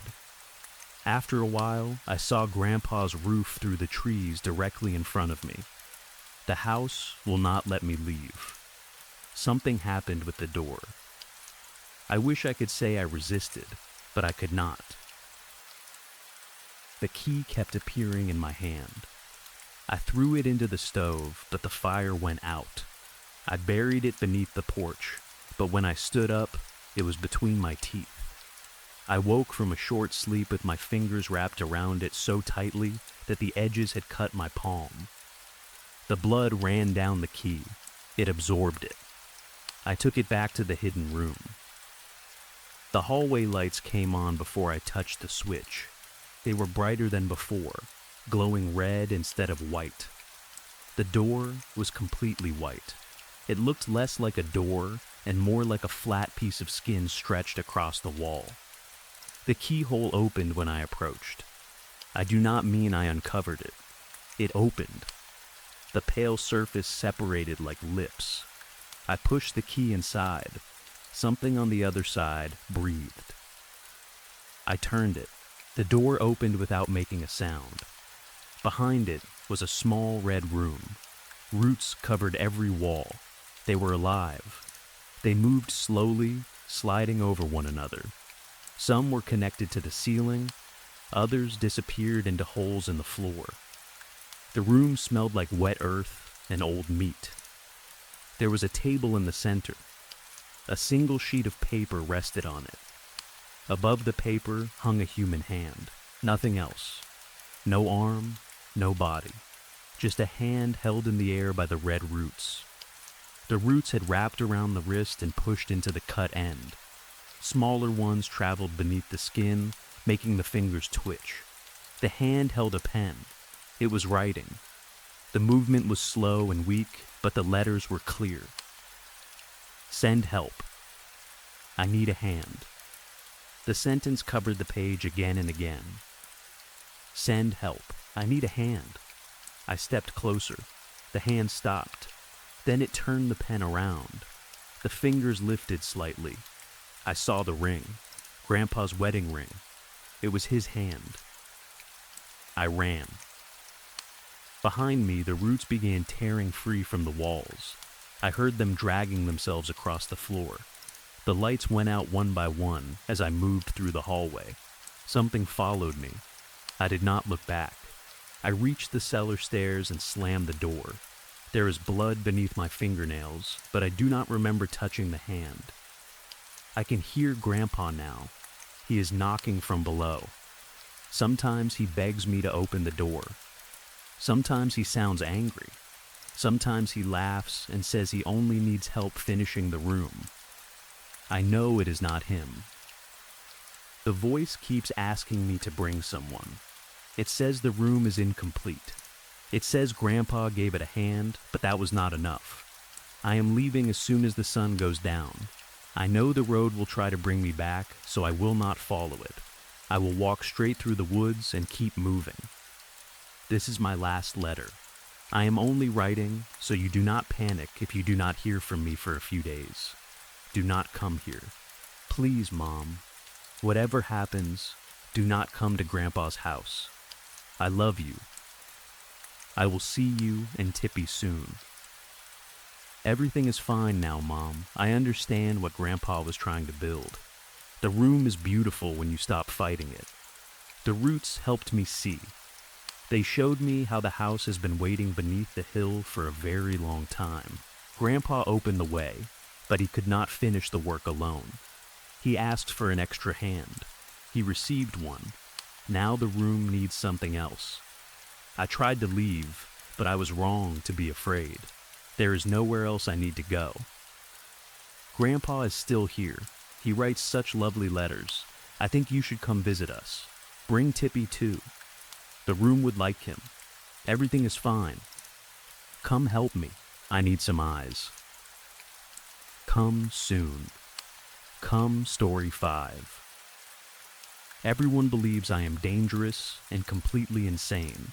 The doctors call me delusional. The police call me a murderer. The newspapers called me a monster, although most of them used softer words once they learned about my childhood. They said I had suffered a mental breakdown. They said years of trauma finally destroyed my mind. They said I murdered the only family that had ever loved me and created an impossible story about creatures from outer space because I could not accept what I had done. None of that is true. I am not dangerous. I am not insane. I am simply unable to tell a lie. I understand how strange that sounds.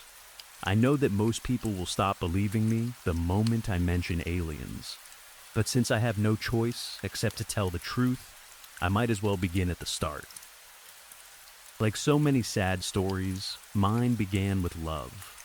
I fell in love with a boy named Parker. He was not just any boy. Parker was kind, patient, funny, and surrounded by the sort of loving family I had only seen in movies. I had been moving through foster homes since I was 2 years old. Some families treated me well enough. Others made it clear that I was only there because the government paid them to keep me. I learned very young not to expect too much. If my foster parents forgot to buy food, I found something at school. If they refused to replace clothes I had outgrown, I wore sleeves that stopped above my wrists and trousers that barely reached my ankles. If they fought all night, I studied with headphones on. If they threatened to throw me out, I packed my bag and waited. I changed schools more times than I could count, but I never allowed that life to decide who I would become. Education was everything to me. School was the one place where effort usually had a clear result. If I studied hard enough, my grades improved. If I finished an assignment, no one could take that achievement away from me. I believed a degree would become my escape. I did not care if I lost sleep studying. I did not care if I had no social life. I was willing to sacrifice almost anything for the chance to build a stable future. Then I met Parker during my senior year. Suddenly, education was no longer the only thing that mattered. I could tell you about the first time we met. I could describe his awkward joke, the way he smiled when I laughed, and how he spent the rest of that day pretending he had not been watching me. I could tell you about meeting his mother and realizing, for the first time, what maternal love felt like. She hugged me without hesitation. She remembered the foods I liked. She asked whether I was warm enough when winter came. Parker's father treated me like a daughter long before Parker and I became engaged. He taught me how to change a tire, helped me understand taxes, and threatened to speak to one of my professors after he graded me unfairly. There had always been empty places inside me. Parker and his parents filled them. For 6 years, I knew what it felt like to belong somewhere. None of that matters now. They are dead. They were not simply murdered. They were torn apart by beings from another world while I watched. It happened several months ago, on what should have been one of the happiest nights of my life.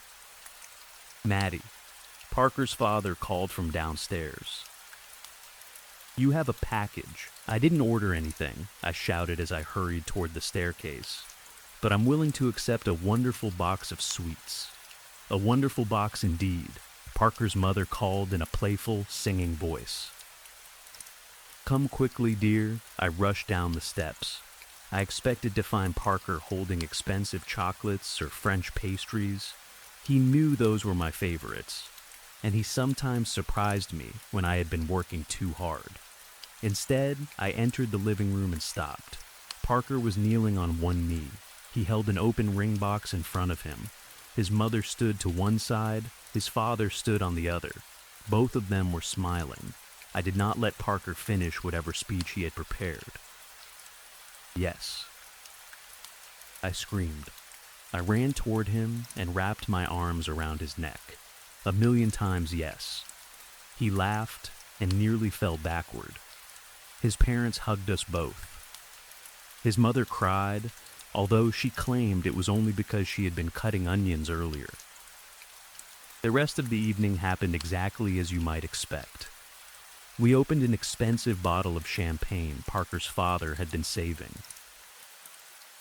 We talked about wedding dates, locations, dresses, food, and how many relatives might cause problems if they were seated near one another.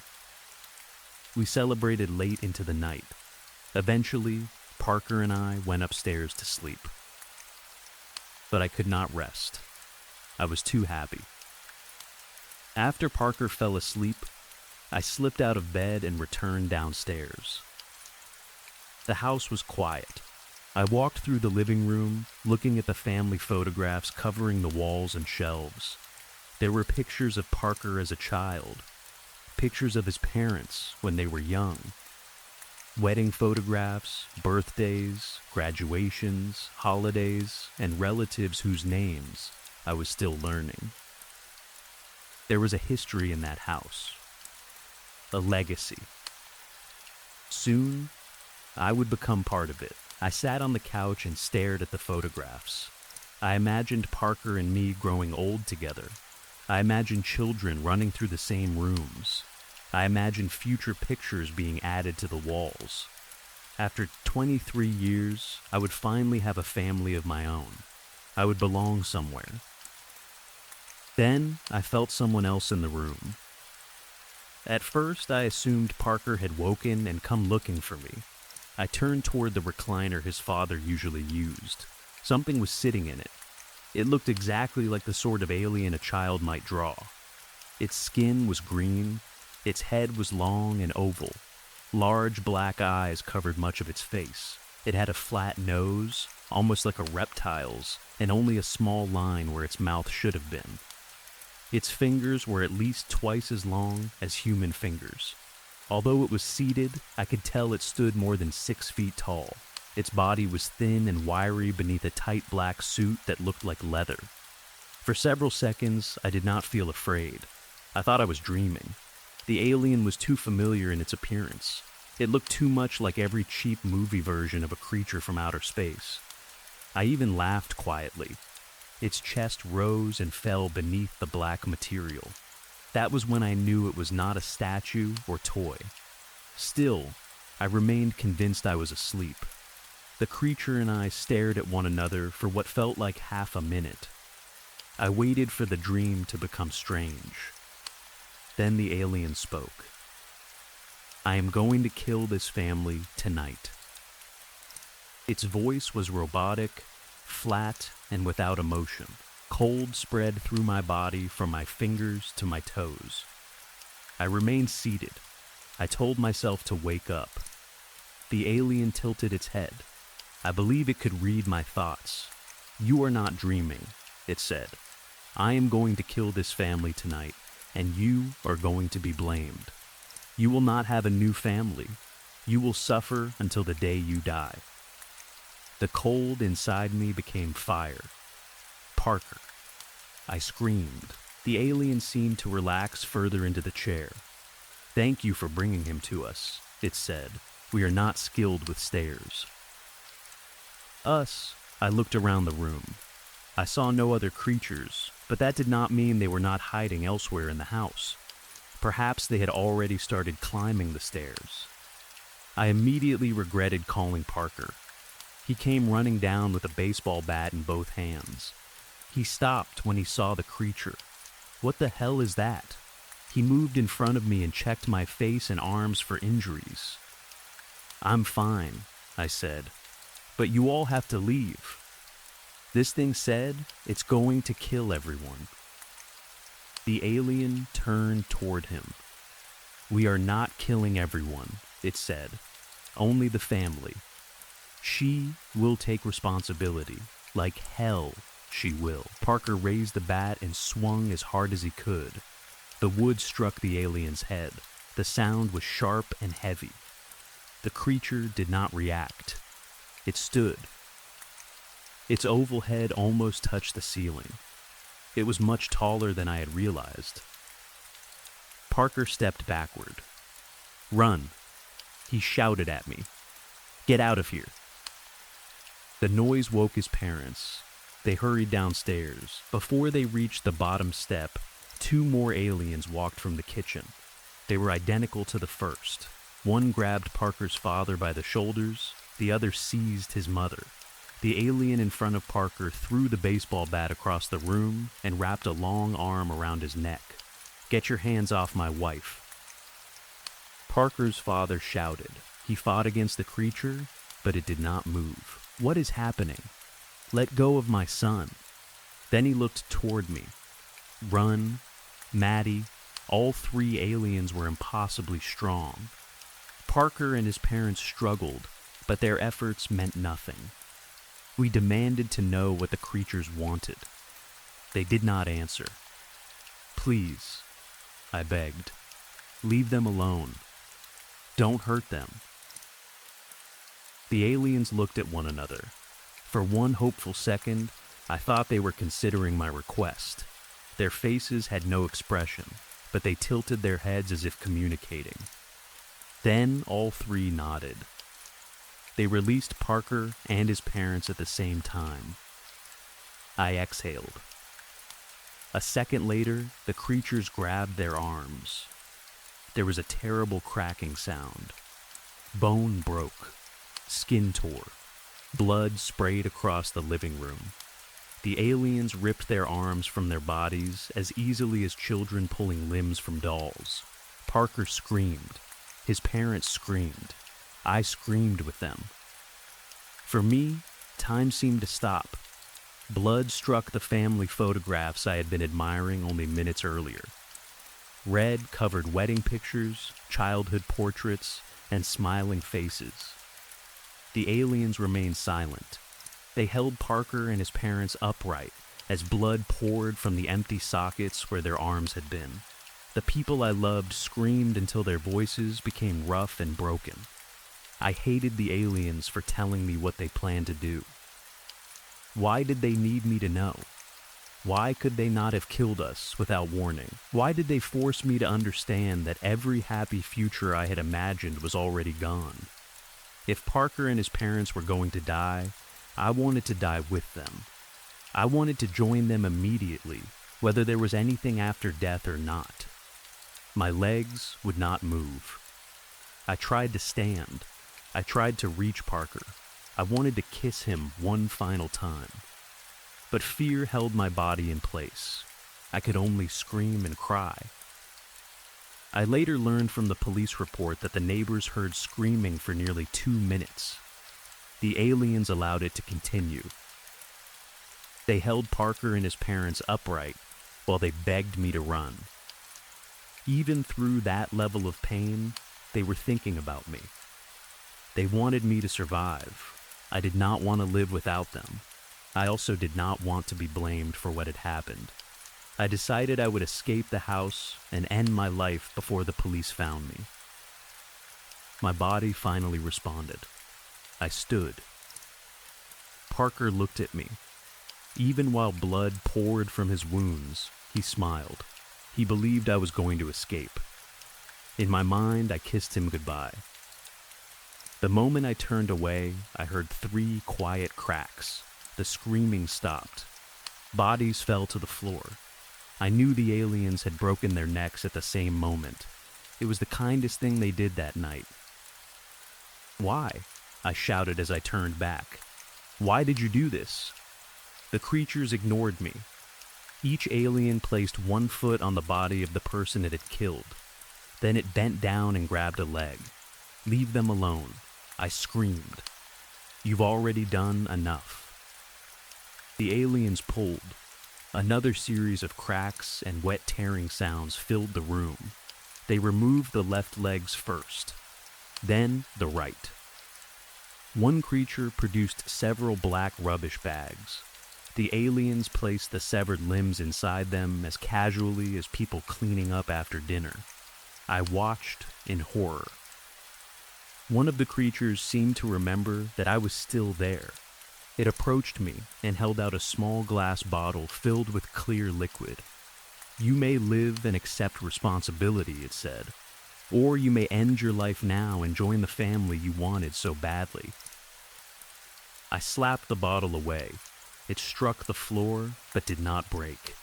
Then I spat in the alien's face. "Liar," I screamed. "Why would I trust you? You already said I would be blamed." The alien made a grinding noise. I believe it was laughing. Another creature picked up the bottle. The one I had spat on placed an arm across my shoulders and held me still.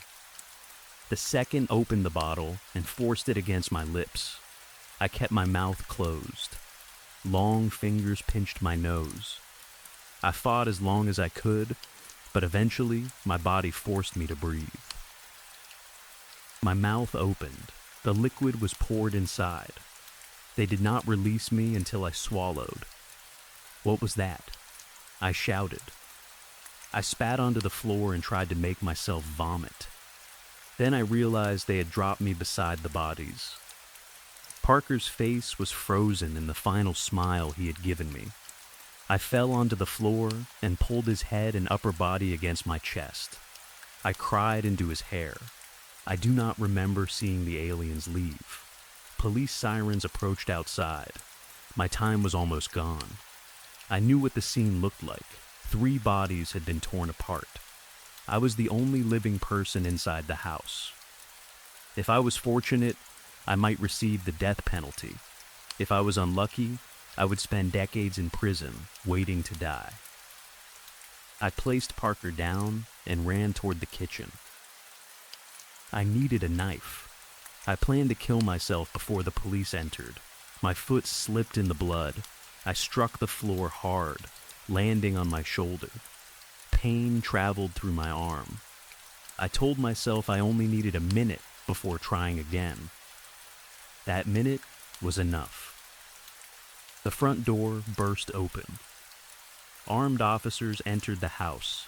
Within seconds, several guns were aimed at me. I immediately said I was innocent. I told them about the aliens. I explained that the creatures had murdered Parker and his parents. No one believed me. I was arrested that night. Investigators reviewed every camera they could find. The house had security cameras. Several neighbors had cameras pointing toward the street. The recording showed Parker, his parents, and me entering the house. No one else arrived. No aliens appeared on any camera. As far as the police were concerned, I was the only person who could have killed them. My court-appointed lawyer explained my choices. I could continue talking about aliens, be declared mentally unfit, and spend the rest of my life inside a secure psychiatric hospital. Or I could stop the madness, confess to the murders, and go to prison. Prison sounded terrible, but at least it had structure. I would remain in a cell, but I might have a cellmate. That person could be dangerous, but at least I would not always be alone. I could exercise.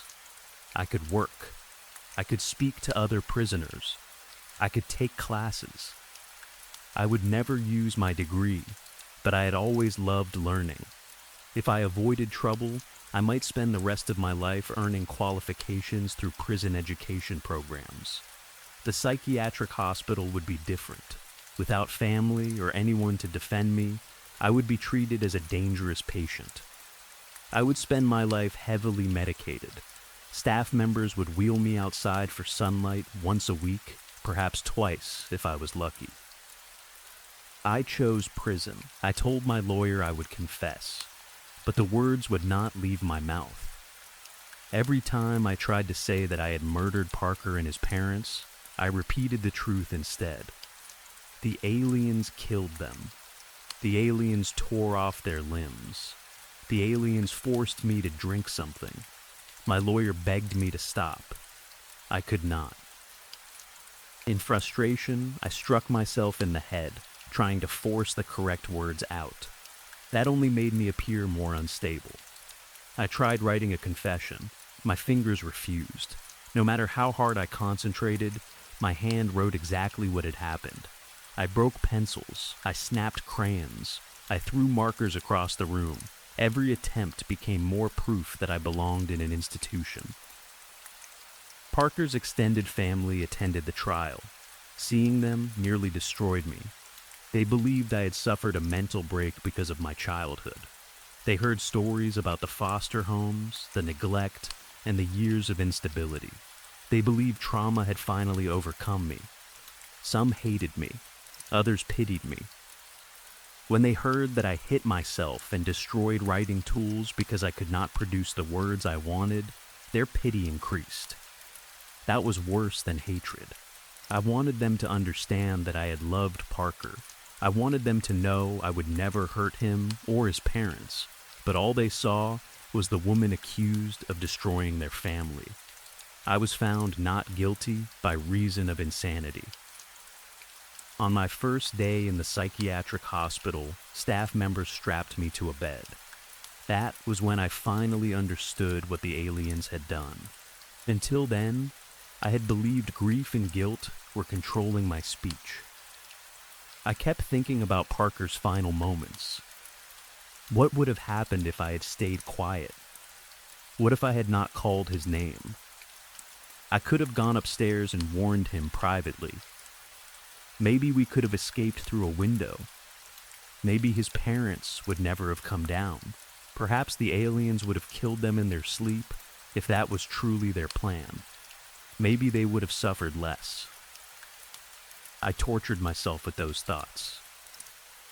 Then, the nurse injected the first sedative.